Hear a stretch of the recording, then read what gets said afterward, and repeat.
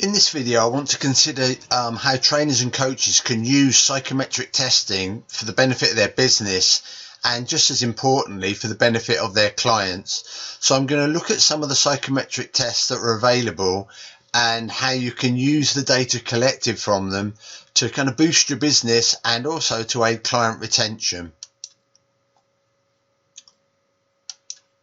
Now, the tests themselves are all based around aspects of the stages of change, and it's all based on the trans-theoretical model, which pulls in a number of other psychological models.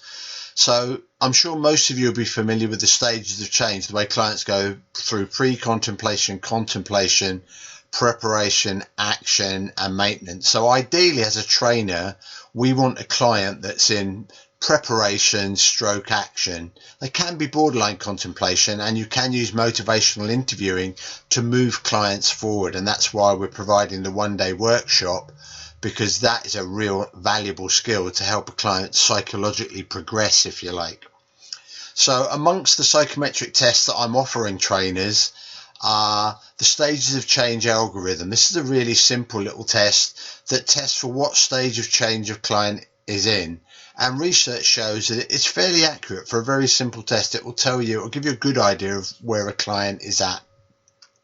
So that's the first of the tests. The other test, which is a more comprehensive test, is the University of Rhode Island Change Assessment Scale. Now, what that does is it assesses each of the stages for a client and gives them a score. And it's what we call a longitudinal test. So you kind of have to do it again. You have to sample at certain periods. And what that will do is it will give you a pattern for the way your client's moving. So you can use this, and certainly we used it in my research, as a retention tool, as a relapse prevention tool, because you can tell when a client started to move in the wrong direction, and then you're able to kind of get in there and spend a bit more time to find out what's going wrong.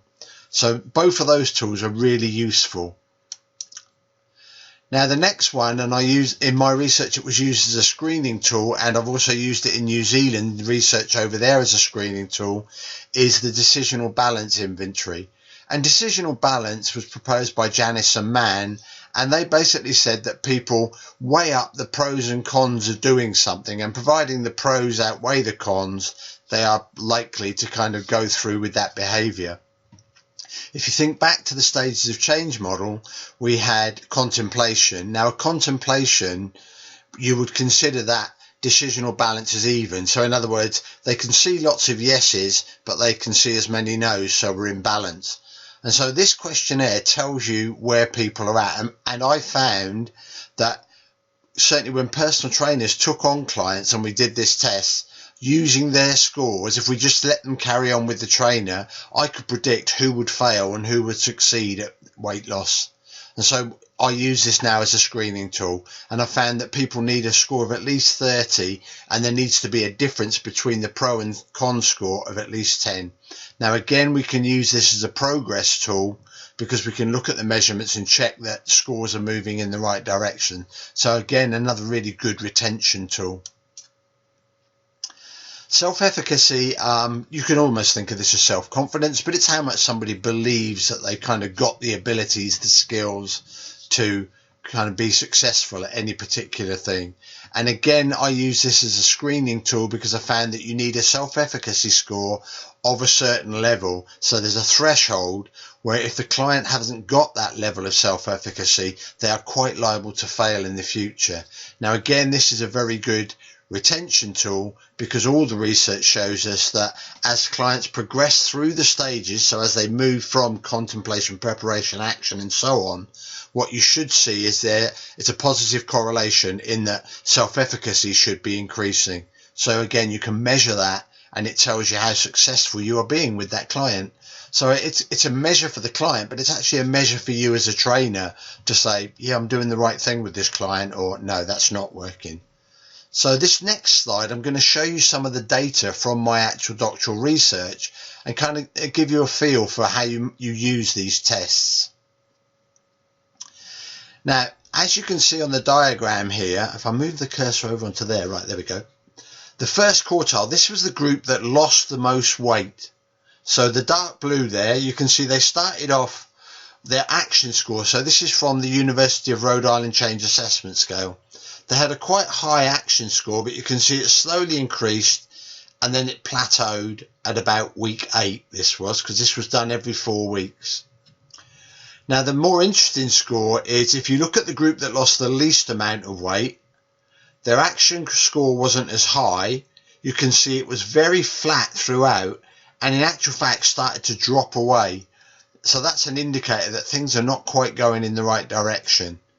So that's the action scores from that. And if I move to the next diagram, this is the contemplation scores from those same clients.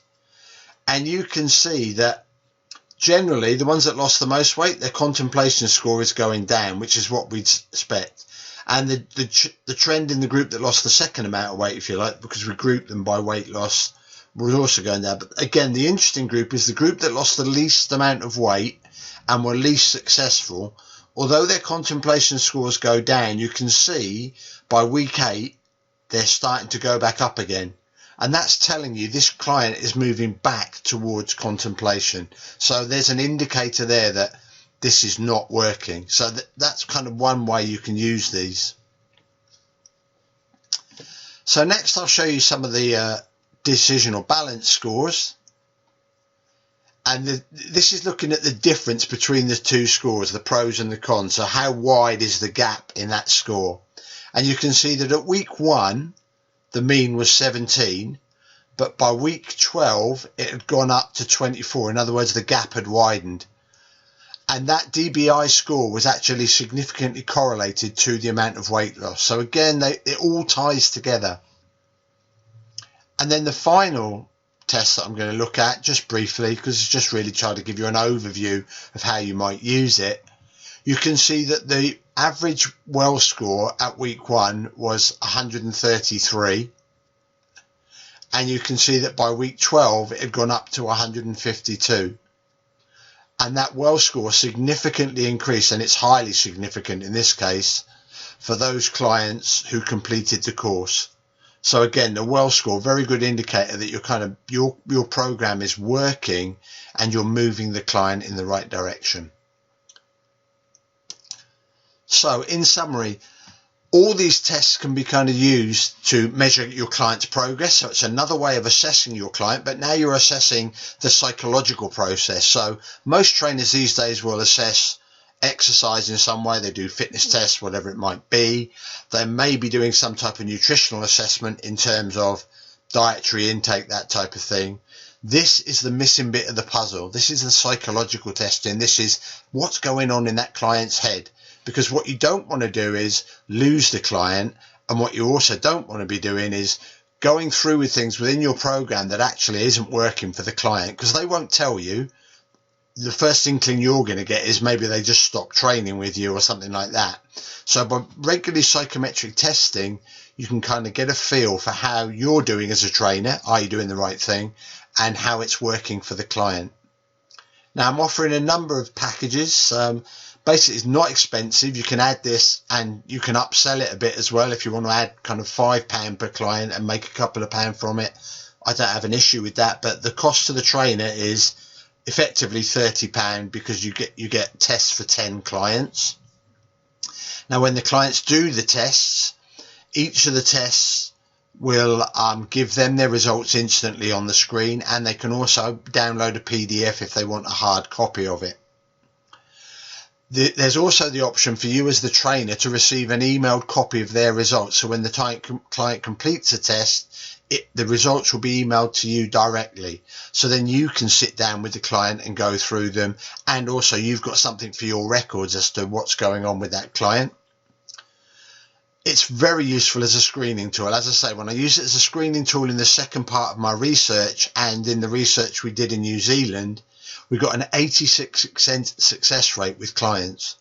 And it certainly improved the level of kind of success that a client has when it came to weight management, weight loss. Regular testing, and what I'd recommend for this is every kind of 4 weeks, will improve client retention, because then you're obviously watching what's going on and seeing which way things are going in terms of that client's psychology. And just as important, it now becomes another USP for the trainer. It's something else that you're offering that not every trainer is offering. So hopefully that's kind of given you a bit of a broad overview. By all means, if you want to get more information on this, find out a little bit more about it, DM me either in Facebook or on Twitter, and I can kind of go into a little bit more detail on what's involved, what you get. You'll also find lots of blogs and useful information on my website, which is at the bottom there, www.stagesofchange.co.uk. So hopefully you found that useful, and I look forward to chatting with you soon.